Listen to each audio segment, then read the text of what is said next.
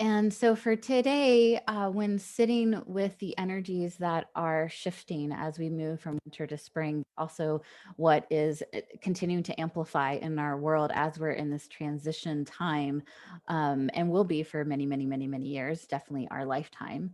Um, the question that has been percolating, the question I've seen with people, whether it's a conscious question or an unconscious question, is what is it? What is it to step across that threshold into the temple? And we can look at when I say temple as a metaphor, and we can also have it be literal. The temple could be your home. The temple is your body. The temple is really deciding that I am leaving um, the ordinary life behind. And if you're on this call, you've already said yes to that to some degree. And so when we go deeper into those moments in our daily lives, our personality, our family, our communities, our work, interfacing with the news, interfacing with folks that aren't on the temple walk, so to speak, how do we hold that vibration, and what does that mean for us to live a holy life, and what does it mean to really commit to our awakening process? What does it really mean to commit to the embodiment process? So much of this is about how do we anchor in the frequencies of our higher self, our truth, of the calling of our heart into our bodies. And then we are retraining our nervous systems that's been so wired for the collective and so wired into the primal brain of fight, flight, or freeze, or different parts of self, the amygdala and the hypothalamus that has been, the emotional brain that has its own patterns, the own stories, the own programs that's from our earlier life, and also whether we go into past lives, ancestry, and how do we keep letting that heal so we just are, that our awakening, it just is, you don't have to strive for it. You're just living that awakened life. And by living an awakened life, your very presence is the medicine. Um, but it's not an easy path, as I'm sure most of you who are on this path and been on it for a while know. And the main ask is, how do you keep coming back to that central core, not just question, but your own answer when things are tough, when we're in this transition period? And we do that by our practices. We do that by surrender, by allowing grace to also be guiding us on our path, as well as our own efforts. So there is this level of, what are you committed to and what are you devoted to? It can feel like, if there's like pretty graphics on an Instagram post about being a priestess and this and that, and it has sparkles and there's like star beams coming down, like that looks really yummy. And especially if you've walked that path before in different lives, you might have a remember, like, I know that there's other ways to connect, and I'm going to come back to that. And that is all very true and great. But how do you hold that in the midst of contraction? How do you hold that when it's a lot easier to go back into patterns, when it's a lot easier to go back into story? And so we're going to shift into a guided experience to have dialogue with these different aspects of yourself. And the one that has already entered the temple, the one that has had many lives in the temple. And for those who have memory and really can recall being in temple spaces, and that temple space might be a grove of trees. I know we have some Ireland and Celtic folk on this call, like present day, and then a lot of us have that ancestry. A temple does not mean a building. The temple is a consciousness, and it's a holy consciousness. So when we commit to taking up our seat, life and experience is going to test you and test you and test you. And it's fucking hard. It's not easy. Otherwise, we would be in a very different state on this planet if it were an easy path to walk. And to really be able to name for yourself, where is it that you can hold that consciousness and hold that aspect of yourself that might be the most yummy aspect of yourself that you feel? And where is it that you get contracted? Where is it that the discipline, the devotion starts to wane? Because at the end of the day, all of this is leading to freedom. And it doesn't mean that our world, flips into this 5D and all of a sudden we're, the idea of the golden age in a way that I think that um, has been presented to us over and over of this kind of Eden or like heaven on earth, which is possible, but there's a long way to go before that. And the times that we have remembered being in walking a holy life during times of transition. I know in my own experience, I've been in a recall place of remembering very viscerally being in whether it was Egypt or different places of my own soul's path and my own soul's journey, where it was a transition moment. And that transition moment was really hard. The moment where the divine in all was not honored. The goddess was not honored. The divine feminine was not honored. In that moment where you watch, it brings tears every time. It's visceral for me. Remember, like the memories of watching the priestesses, the people I love, have to leave under cover of night of safety because we were in that transition and darkness was taking over. And there's the moments where does that seed of light, that seed of consciousness, that seed of grace get survive? And we've had so many different moments in history where um, whether it was going into hiding, whether it was underground, those for safety. And now we're at a different transition moment where there is this battle going on, dark and light, and one that's been going on since the beginning of time. Now it's amplified. And now that there is an opening and we're living in the age of prophecy, we're living in this age that has been through almost every culture been prophesized about in this time period of this transition into, are we going into the Sat Yuga, which is the light, going from the Kali into the light realms from the Vedic, or from the South America, it's the eagle condor prophecy, where we go from this darkness into this light, but the transition period's pretty intense. And even right now, present day, what's going on, the Q'ero people, Shipibo people in Peru are being hit the hardest by what's going on in our transition world. There are people that are starving, and medicine men and women that I have personally sat with that are not surviving. Because it's usually the people that are holding that wisdom, and especially in third world countries, that do not have access to food, that do not have access. And it's that moment, and they've been talking about this in the podcasts I've been sitting with, of um, this is not an old story for them. They've committed to their path. They have gone back and said, I am devoted to this holy path. They might not call it the temple space, but it's definitely their holy path. And so it just has felt so important to bring to light in our own conscious awareness of, where do you sit in your seat? What does it mean for you to walk a holy life? What does embodiment mean to you? When we are faced with uncertainty, when we're faced with a lot of smoke and mirrors, when we're faced with such perceiving opposition, or the fear that is as it's pretty unbridled right now, do you disassociate? Can you stay in your body? Can you stay in your form and call forth that grace, call forth the you that might be able to be more present on these calls, on your own meditation practice? And so, and looking at, like, if you're new to this path, or if there's more of a curiosity and you have this sense of knowing, this sense of memory, but not necessarily able to articulate or put it into a grounded reality, this is a perfect moment to see what is being asked of you. If you've been if this has been a wake-up call for you the last couple years, and the consciousness is rising in you, and it's being asked for some things to die, and that what is going to be reborn. So there's so many different levels depending on where we are on our path and where we have said yes to living a holy life.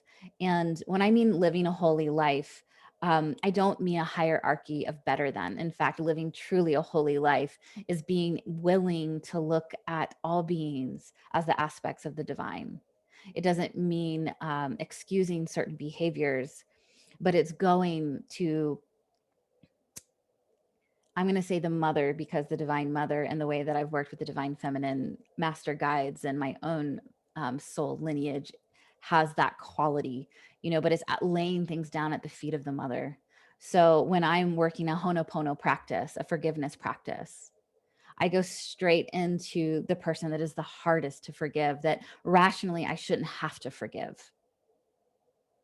And I feel it all. I feel the contraction in my heart. I feel the anger. I cry and I keep with it.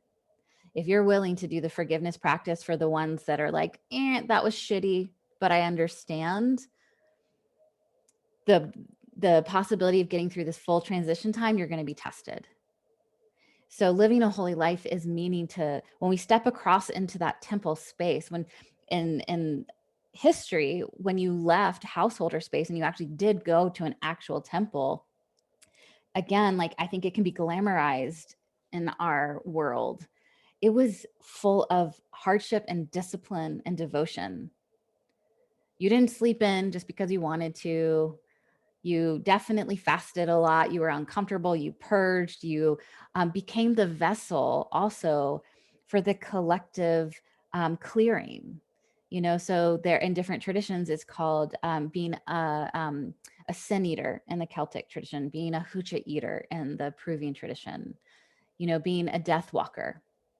And where so much of your being is also your processing for the collective, but you're doing it consciously because that's happening so much unconsciously for so many empaths. But when we step into that of service, and that's the serve, that is the like absolute guiding force, is how do you come back to your heart? How do you come back to being that force of light and grace in the world, especially when it's dark? And as it gets darker, and then it gets lighter, and it gets darker, and it gets lighter, right? We're in this flow. Because as much as we're in transition and there's intensity happening, we are also very much experiencing what is possible. Most likely you will not find it on the media. You have to like dig other places, but the grace and the communities that are gathering, the medicine that is available right now, the miracle consciousness, the grace consciousness that's available is also unprecedented. It is what is available from the light realms, star realms, from higher dimensions, dimensions that are so deeply planted in your heart, that have been waiting for this moment of the crunchiness, waiting for this moment of contraction to finally reveal itself.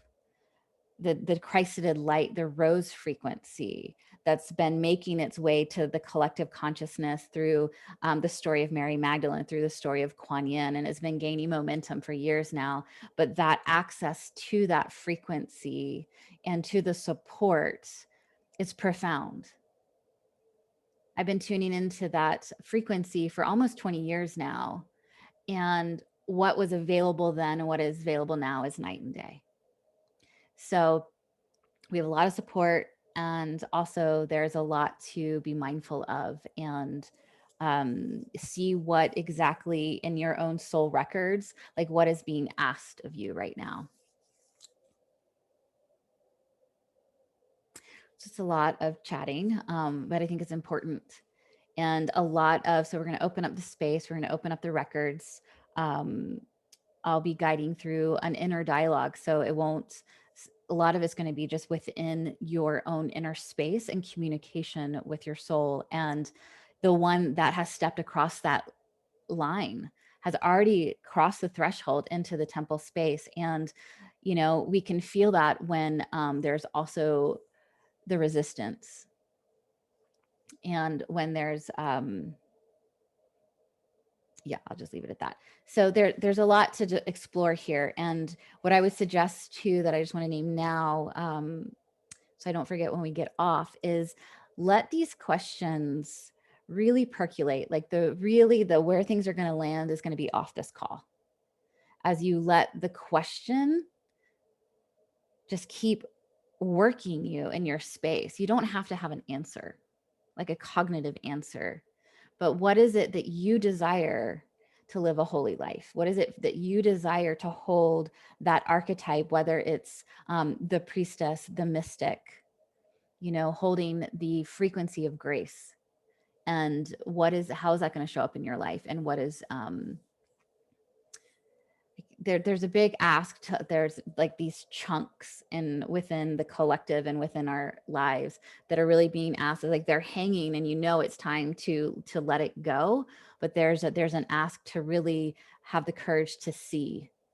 Because again, like, what is awakening? Awakening could be translated as seeing, the willingness to see our own patterns, see beyond what is being presented on the 3D level.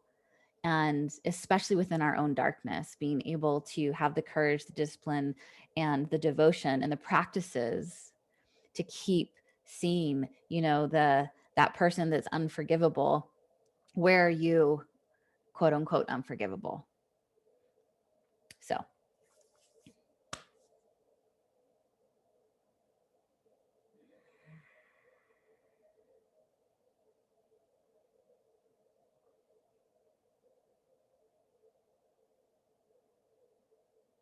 one last thing is, I keep saying that, but they're chatty today.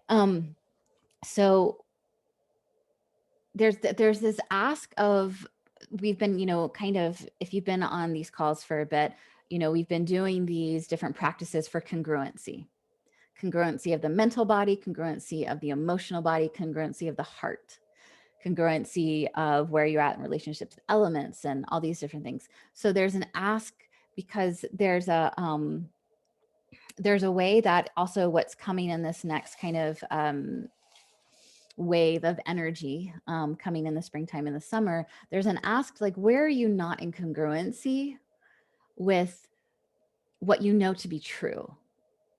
It doesn't mean that it's what you desire, but what do you know to be true? What is that truth that is uncomfortable? And it's like right there on the back. It might be in the front sometimes, but you're like, you know what, I'll deal with that in a moment.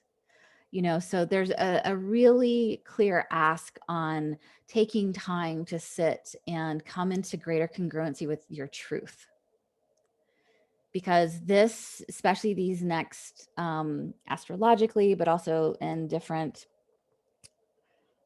other lens we can look at, the portals that are going to be open and are continuing to be open, when we're out of congruency with our truth, is really when it's like getting hit hard on the external. And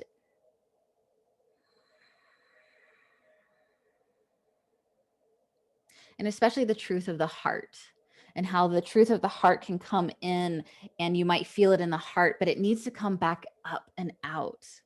Like energetically, forget the story, but there's a frequency, an actual movement that comes into the heart, especially the deeper layers of the heart, comes back out and then comes back into the throat, out into the throat. So there's a communication station between the throat and the heart around truth and the heart of your truth, that especially from, if you are attuned with different guides, if you want to call in Kuan Yin and her dragons, come in really strongly about working with this, and to the invitation to get really fucking clear. And I see that there's a little kid and baby, and I'm just dropping the F-bombs all the place, so apologies for that.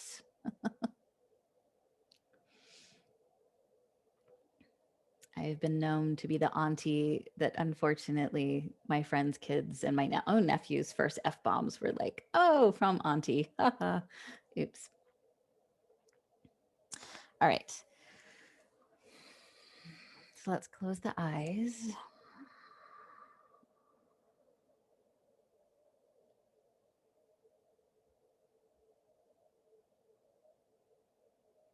And as always, taking your breaths as the holy invitation that they are.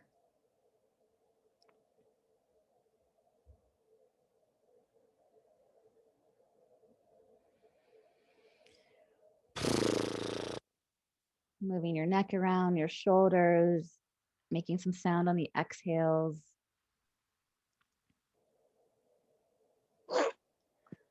Allowing all the talk, all the conversation of the last little bit to settle.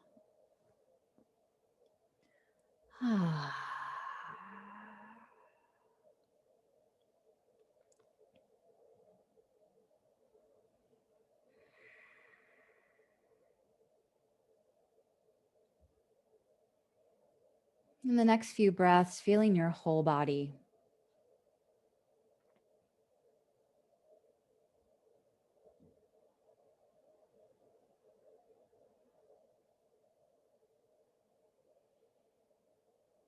Feeling the embodiment of your soul and your spirit in this holy vessel on planet Earth at this time, March 3rd, 2021.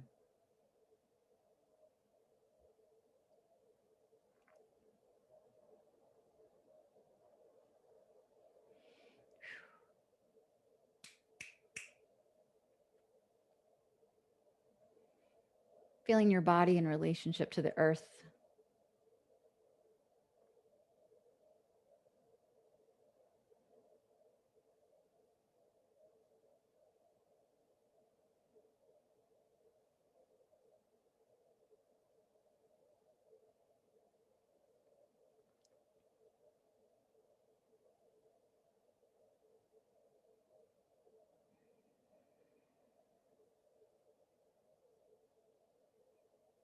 Feeling the pulse of the Earth Mother below you.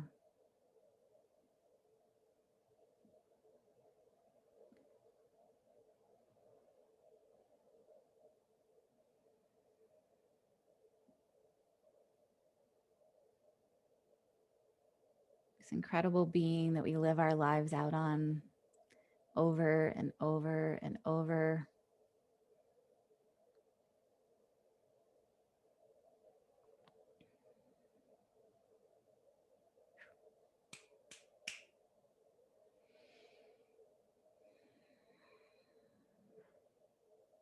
Feeling your crown, the top of your head, reaching up to the celestial realms, to the heavens.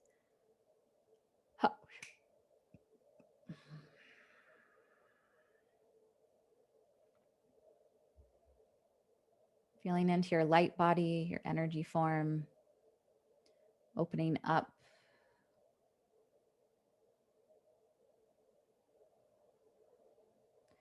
Tuning into your soul light or eighth chakra, the Ba, a foot above the head.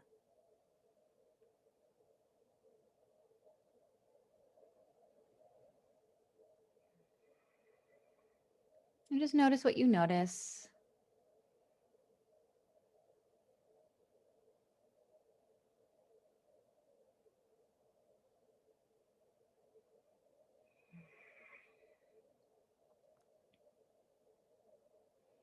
And then feeling the connection of the soul light straight to the heart of the divine, the heart of your divine, the great cosmic light.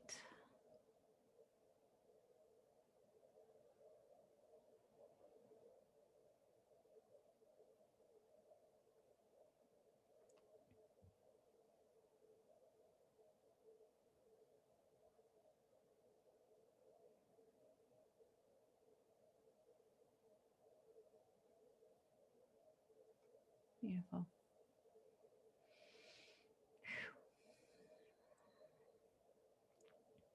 As you sit in the stream, in the field of light,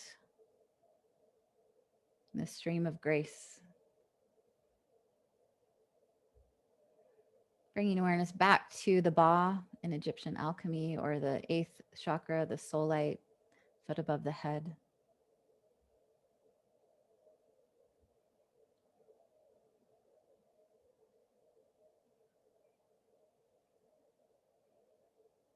Within this multidimensional center,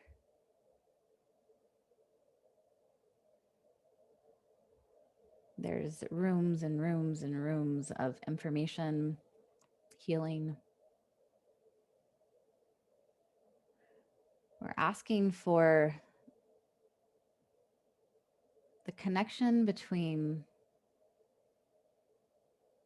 the point of light within the soul and the point of light in the heart to light up.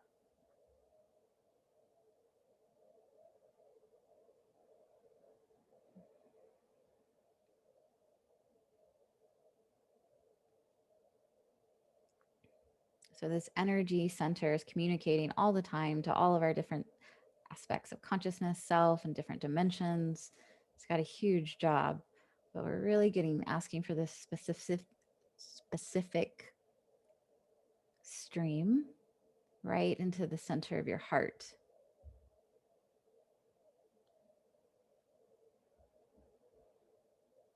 Right into that wisdom palace.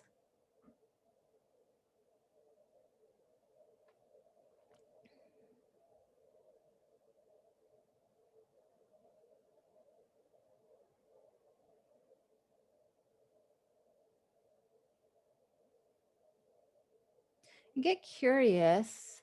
Do you feel more energy at your heart or at the soul light? Or do they feel balanced? Making sure that crown at the top of your head, the petals are open. The ajna, the third eye, the throat, right into the heart.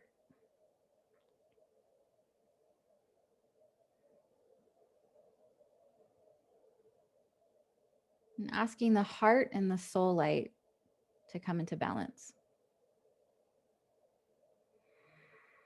And then notice what you notice as that is occurring.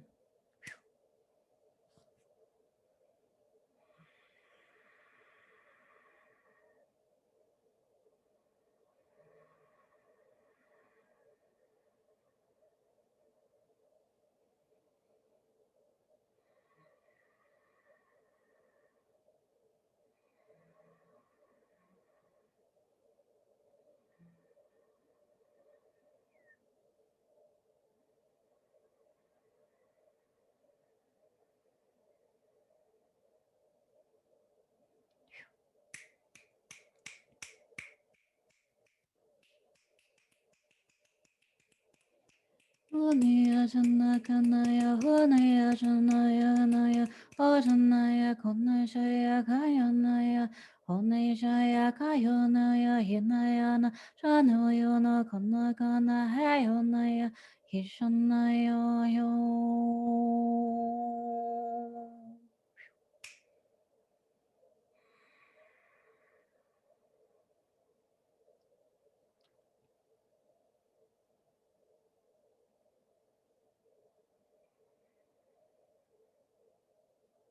Beautiful. Moving your full awareness up into the soul light, a foot above your head.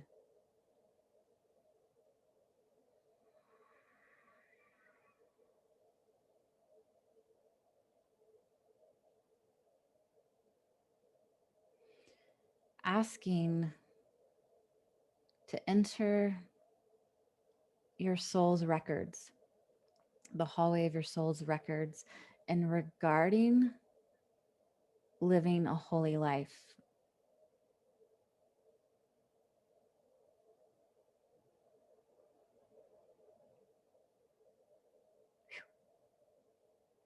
So staying present right at your soul light, asking your higher self, your soul, going right to the heart of the records. What is your contract of living a holy life, this lifetime, in this body, in this dimension on earth at this time?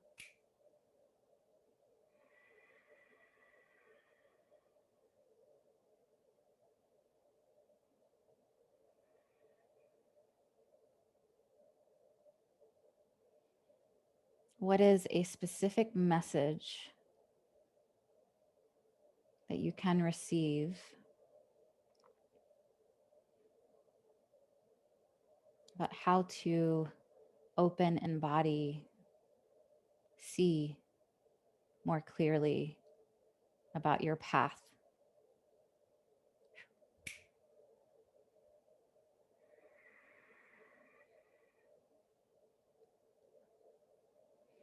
If it's feeling a little fuzzy or like there's some cotton candy in between you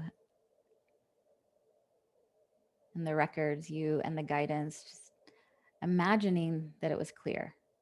It's a way to kind of jump over the subconscious mind. So imagining that it is clear. What would it say? What would be the guidance? What would you see? What would you hear? We're just going to sit in silence as you dialogue, witness what's being revealed.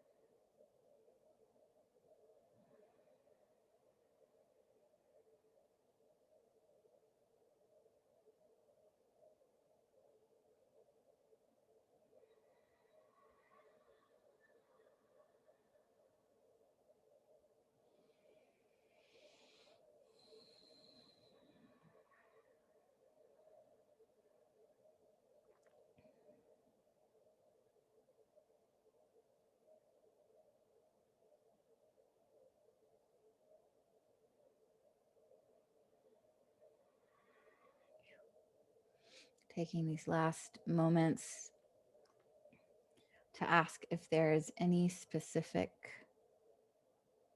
guidance on the practical, like 3D level that could help you embody the wisdom, the guidance that you just received. You're going to come back to this place. So just know the conversation is not over, but seeing if there's one practical, tangible action.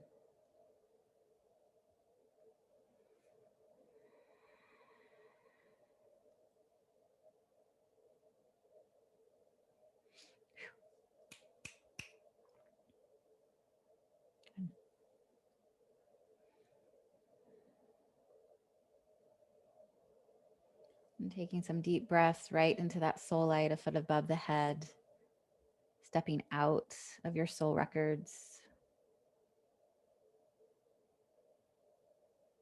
and feeling the whole soul light or the Ba in all its dimensions and all the different layers, the petals. This bright light of your own unique soul, an individuated aspect of the divine. Moving your awareness down into the crown and down into the middle of your head, center of head, to your third eye. Taking a few breaths of integration right into the center, right into the brain stem. So allowing the brain to light up,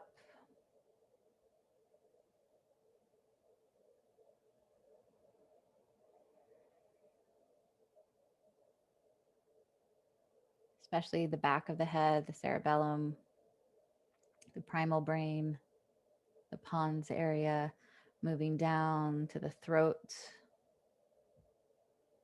Feeling the breath go into the front of the throat and the sides of the throat and the back of the throat, lighting up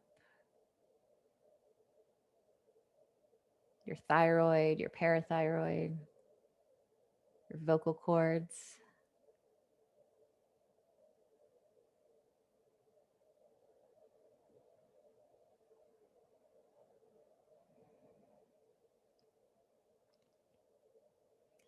Moving down into your sacred heart.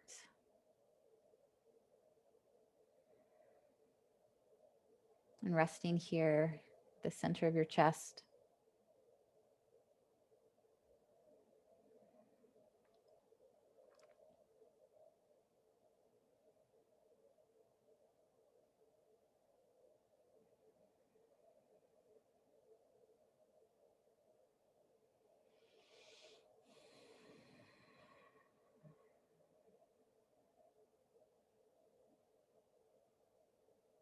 Moving deeper into the heart.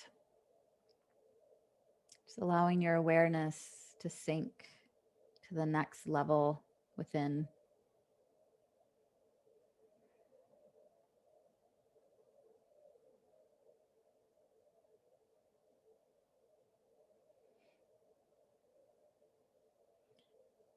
And getting curious, just asking the question with curiosity.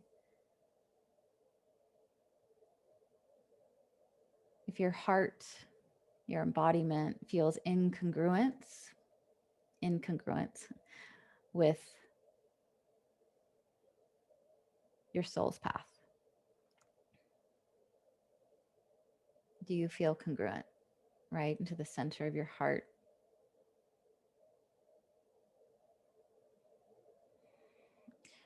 Like we've done before, you could put up a gauge in front of you just out of curiosity of the percentage that you feel incongruence.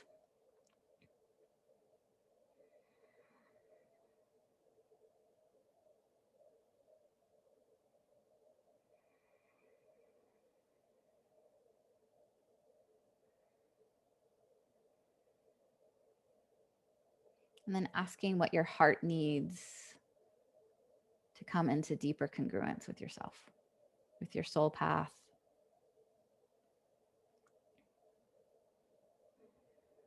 And just trusting what arises. You might have an image of drawing. You might get a clear message to meditate or to be outside, to call a certain friend.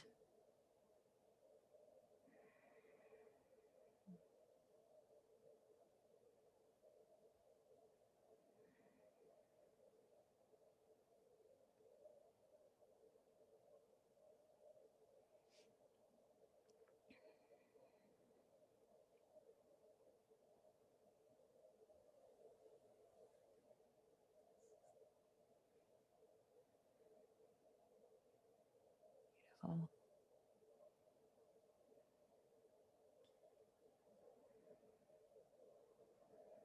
Thanking your heart,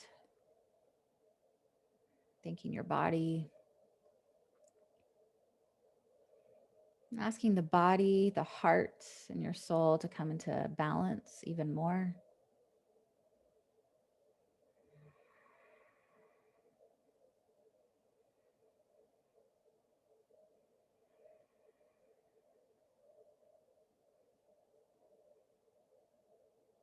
Breathing into your whole body,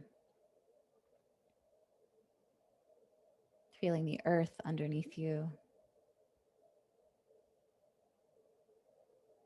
feeling that I am presence activated, awake. Your connection to your own inner divine.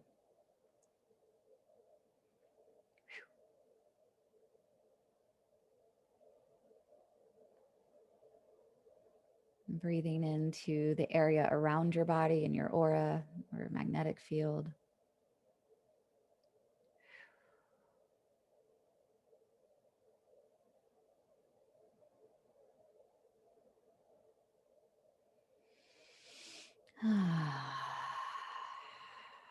And taking the next few breaths to come fully back, perhaps sighing on the exhales.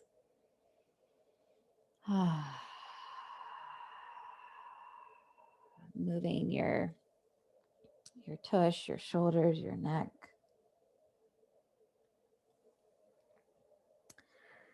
And you may want to take the next few moments as you come fully back into this realm to jot down some messages or images, or even perhaps if you did not feel any activation in different parts. And I'd love to hear any shares or if anything came up. So this is particularly a really, why y'all are writing, good one to go back and revisit and let yourself have a longer, all of it time, integration time, understanding. And then I know we don't have time necessarily on these calls, but to put on some music and move your body from that energetic alignment. So feeling your soul light, feeling your heart, feeling your body, getting it all the way down into your toes. This is a huge piece of the divine feminine embodiment piece. When I sang, there were swirls of the most beautiful violet blue colors everywhere. Well, that's the violet flame was coming in very strongly. So that was good awareness. Yeah, so the energy, if the energy is big and there's not necessarily, you want to just be with it and move your body. Beautiful. So you got an answer, Laura, to a few of your questions with a 21-day forgiveness practice and trusting what comes, right? So it's, we just take one step at a time. It could really be like, what's the most, like, how do I integrate my soul's ask at this moment? And it could be, spend 5 extra minutes in the morning journaling. It doesn't have to be this big thing. You felt your feet in the dirt, fresh, gorgeous brown earth to sit there. Oh, you can't wait to start doing this in New York. That's awesome. But that's your percentage of congruency of your heart and your body with the soul with the same percentage as your congruency with the spirit and your spirit of the elements. So that's interesting, so you can see like where you're at in different initiations, and different initiations also being different ways that we embody and congruency. Beautiful. Thanks for sharing, y'all. And so, as we are all being asked to up level constantly, and will continue to be asked to up level, and that up leveling can look radically different, and it should look radically different with every single one of us, because we have such a unique offering, such a unique blueprint frequency. So as we're being all asked to continuously upgrade, up level, to be able to handle the frequencies, to be able to handle the chaos, be that, moment of grace and that moment of stillness within the chaos. We just keep listening, and the commitment and the devotion are the key, and the discipline. I think sometimes we can think that it's like, oh, we'll just do it when we feel like, we go kind of in the fully divine feminine, we just flow aspect. And there is something, of course, to that, the flow. And then it's like, okay, and we're gonna get up whether we're tired or we're not, and we're gonna do our practice. And we're going to get up whether we've got this, and this. If we have, a meeting in the morning, it's like, okay, I'm setting my alarm for 5.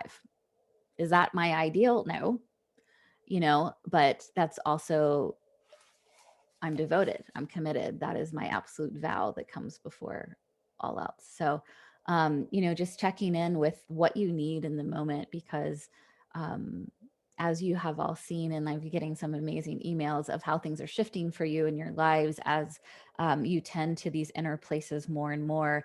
There's going to be more synchronicity, more is going to be asked of you, you're going to end up running into this person or this friend and like, oh, what have you been up to? And you will be that healing medicine and that healing presence. So I feel so honored to be in this temple space with you all. And right now it's the closest thing we have to the olden days. And I just so appreciate y'all being here. So I love you all. And I will see you next week.